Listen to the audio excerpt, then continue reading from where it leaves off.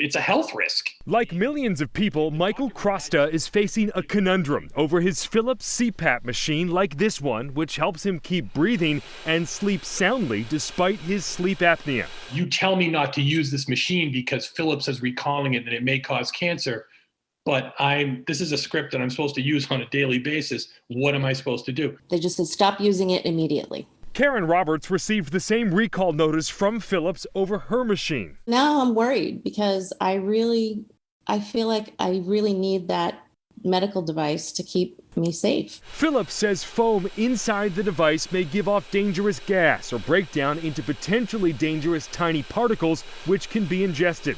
And the company plans to replace the foam but does not yet have approval to do that. Patients like Michael and Karen are only authorized by insurance to buy a new CPAP machine every 5 years.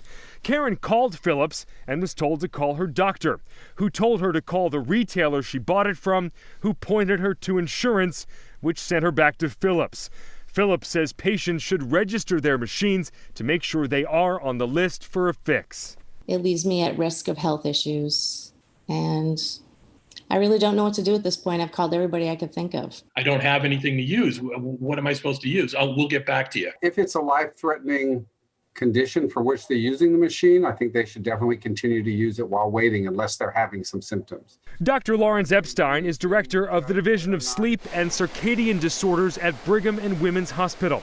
He says patients with severe problems should keep using their machines despite the risks, and others have to judge for themselves or with their doctor's advice whether the benefits of the machines outweigh the dangers. Our best judgment is that the risk of a complication from it is rather low if they're not having specific symptoms. And those have been cough, chest pressure, headache, sinus infections. If I don't use it, it's just not a good day. Let's just say that. So in a statement, Philips tells us it is moving as quickly as it can, but there are 3 to 4 million machines impacted by this, half of those in this country, and they need FDA approval for that fix.